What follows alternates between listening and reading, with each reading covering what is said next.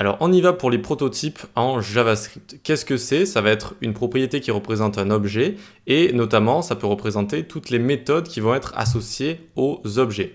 Donc, je vais vous montrer ça tout de suite. On va loguer un objet avec une propriété A qui est égale à A par exemple, comme ça, nickel.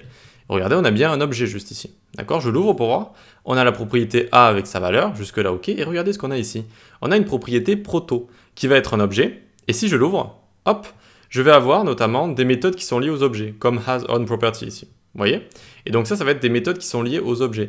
C'est des méthodes, en fait, dès que JavaScript va avoir un objet, pour éviter de répéter ces méthodes pour chaque objet, eh bien, il va créer une sorte de paquet, si vous voulez, avec toutes ces méthodes-là, et rattacher ce paquet avec cette propriété proto à tous les objets. Tous les objets pourront maintenant écrire hasOnProperty ici. Si je fais .hasOnProperty comme ça, et que je lui mets A par exemple, hop, il me met true. Vous voyez que ça fonctionne, en fait, je peux appeler une méthode sur cet objet, et pourquoi je peux?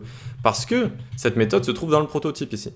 Hop, je peux directement faire mon objet point ici hasOnProperty. C'est à ça que ça sert proto, en fait, ça sert à rassembler toutes les méthodes pour un objet. Voilà, toutes les méthodes pour un objet, au lieu de se répéter bêtement dans ces propriétés ici, on a créé un paquet, et dès qu'on va avoir un objet, tac, il va y avoir toutes ces méthodes qui sont associées.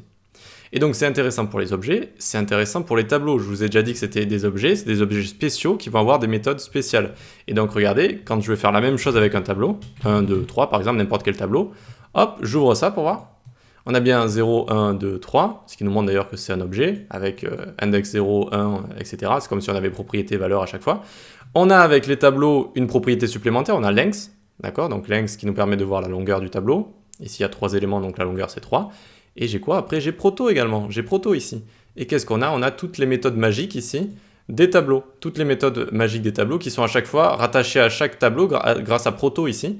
Et donc, ça permet de les utiliser à chaque fois. Ça permet de les utiliser. OK? Et donc, on a toutes les méthodes magiques, concat, flat, pop, push, etc. Et donc, ça me permet de faire point pop ici, tac. Et regardez, tac, ça me met 3 ici, c'est-à-dire que ça fait pop en fait le dernier élément, d'accord? Donc hop, ça nous retourne 3, et là si on reconsole log le tableau, eh bien il y aurait juste les 2 premières valeurs, sachant que j'ai fait pop out la dernière valeur.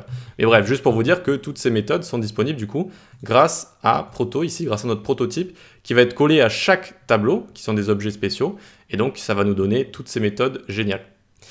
Quel est le rapport avec notre classe ici? Eh bien en fait, on peut rajouter nous-mêmes un prototype quand on va créer des objets avec une classe notamment. Et donc regardez ici, je vais recréer ma voiture, const voiture 1 est égal new voiture, et donc ici on va mettre une Ferrari, par exemple. Et donc ici on va mettre, je sais pas, la date de 2015, et on va mettre une couleur rouge. Tac, on va loguer notre voiture 1 ici. On a bien un objet, et ensuite on a proto ici. On a proto, et ça c'est un premier proto, et il y a 2 protos ici. Alors pourquoi? Parce que on a créé ici notre objet ici grâce à notre classe voiture et grâce à notre constructeur qu'on a juste ici.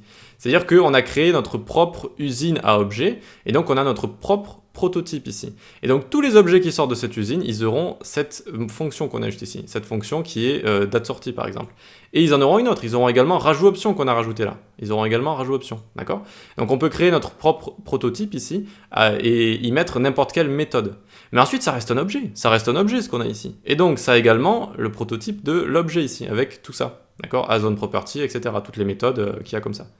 Voilà donc ce que sont que les prototypes. Ça sert à créer des packages comme ça de méthodes qui vont pouvoir être utilisables sur tous nos objets, au lieu de répéter des méthodes qu'on rentrerait dans des propriétés ici, ce qui serait mauvais pour la mémoire par exemple.